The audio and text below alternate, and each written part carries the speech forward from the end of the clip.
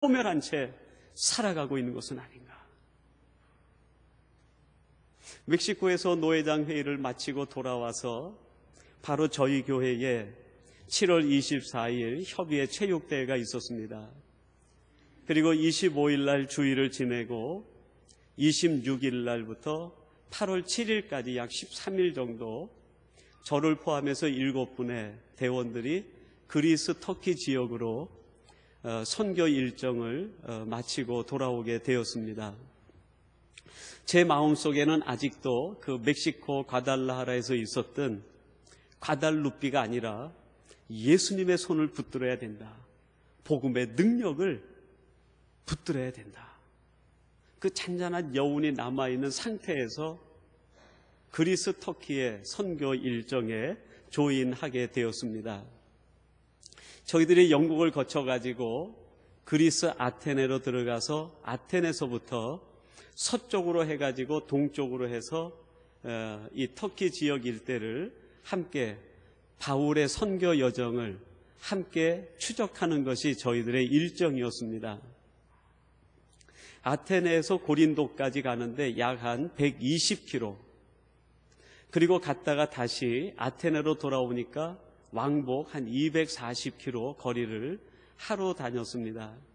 그리고 그 다음 날은 데살로니가까지 580km를 가는 긴 시간이었습니다.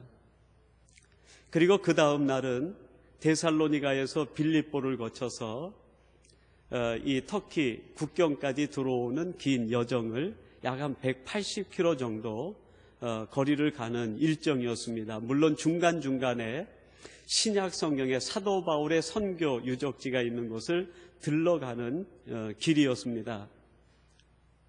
그리스 내에서 다닌 거리가 모두 880km 정도였습니다. 그리고 터키로 내려와서 터키에서 소아시아를 지나서 카파도기아에서 이스탄불까지 가는데 대략 거리를 계산하니까 한 1900km 정도 편도 거리가 그렇게 되었습니다.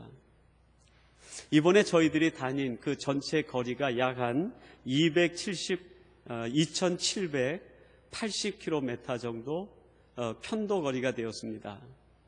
지도상의 거리로만 그렇지 실제 다닌 거리를 하면 거기에 약 한 500-600km는 더해야 저희들이 다녔던 거리가 될 것 같아요. 근데 그 지역이 바로 사도 바울이 2차 선교 여행 때 다녔던 지역이었습니다. 우리는 편도로 다녔지만 사도 바울은 안디옥에서 고린도까지 갔다 오는 길이 왕복의 거리였어요. 그 거리를 왕복으로 따지면 무려 6,000km가 넘는 거리. 그 길을 저희들이 서에서 동으로 오면서 제 마음속에 그런 궁금증이 생겼어요. 사도 바울이 이 길을 어떻게 갔을까? 이 길을 어떻게 갔을까? 교통수단도 변변치 않고 함께 할 수 있는 친구도 많지 않고 성경 내용으로 보면은 실라나 바나바나 디모데나 아리스 브리스길라와 아굴라 같은 몇 사람들만이 그의 짧은 기간의 동행이었는데 이 길을 어떻게 갔을까? 교통수단이 전혀 없는 거예요. 그 길을 걸어서 갔다고 밖에는 생각할 수 없는데 당시 로마 군인들이 하루에 걷는 행군의 거리가 20km였습니다. 로마 군인들이 전쟁을 하도 속보로 걸어가는 길이 하루에 20km를 걸어가는 6,000km가 넘는 길을 하루 20km씩 쉬지 않고 걸어간다고 하면 대략 1년 반 정도. 안식일을 지키고 함께 말씀을 전한다 생각하면 아마 3년 가까운 길을 걸어야만, 쉬지 않고 걸어야만 그 길을 다 걸을 수 있는 거리가 됩니다. 이 길을 어떻게 걸었을까? 그 생각을 하니까 감동이 밀려와요. 자기가 가야만 되는 이 길을 어떻게 갔을까? 무엇이게 갔을까? 그러면서 또 한 가지 제 마음속에 그런 질문이 들었습니다.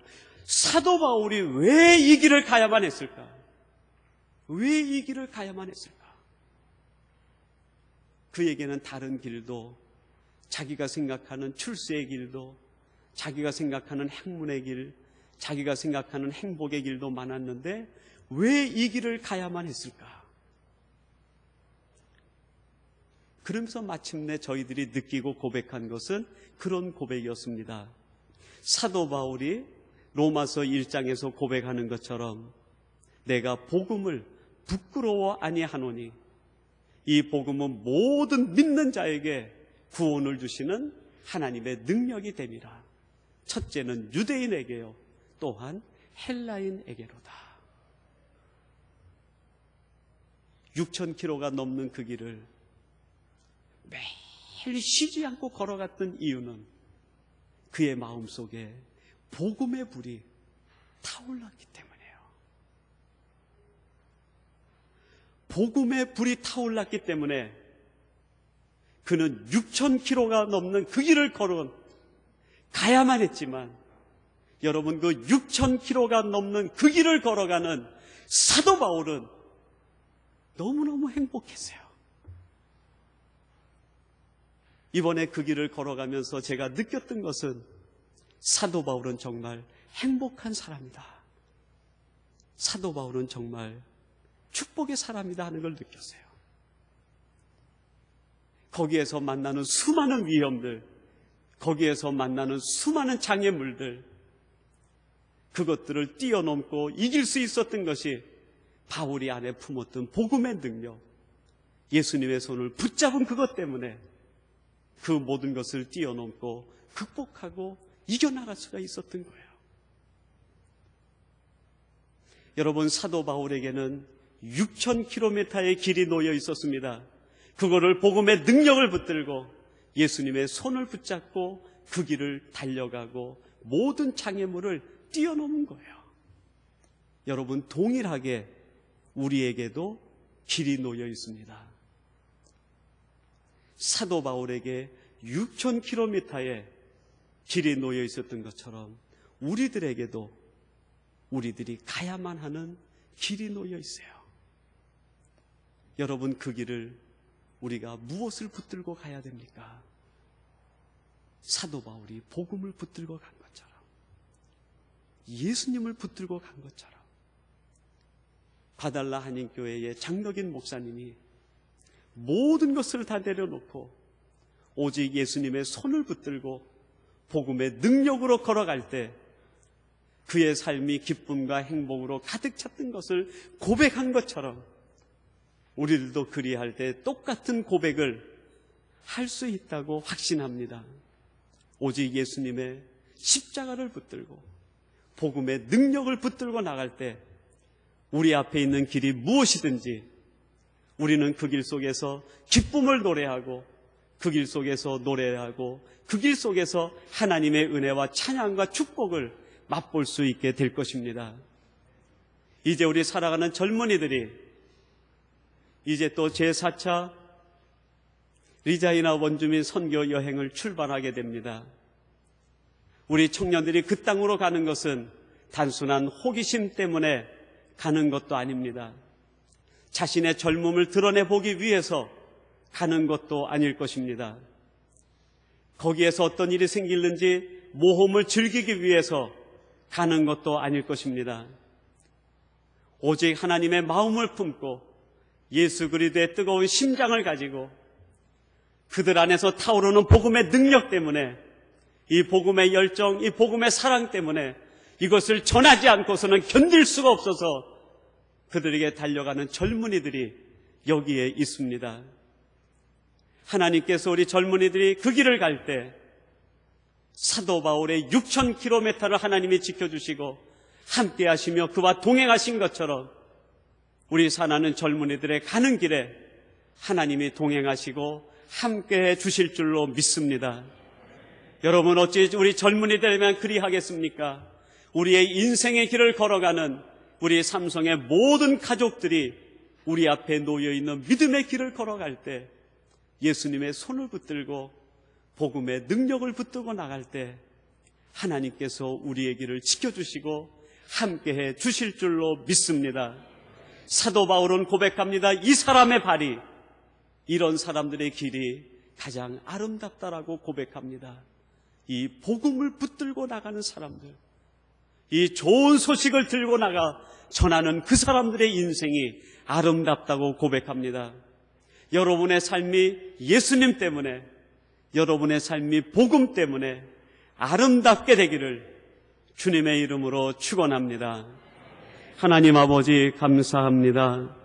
저희들이 이 땅을 살아가면서 때때로 예수님을 믿는다고 하면서도 예수님에겐 잠깐 눈길만 주고 우리가 다른 것을 붙들고 살아가고 있지 않는지 돌아보게 하여 주시옵소서. 이제 모든 건 내려놓고 예수 그리스도의 손을 붙들고 복음의 능력으로 살아가는 우리 삼성의 모든 가족들이 되게 하여 주시옵소서. 이 능력으로 세상을 변화시키게 하시고 이 능력을 따라 살아갈 때 하나님의 놀라우신 도움의 손길과 은혜를 누리는 주의 백성들이 되게 하여 주시옵소서. 특별히 이제 원주민 선교를 떠나는 사랑하는 젊은이들에게 하나님 동행하시고 그 길 속에서 하나님의 역사를 체험하도록 은혜 위에 은혜를 베풀어 주시옵소서. 예수님의 이름으로 기도하옵나이다. 아멘.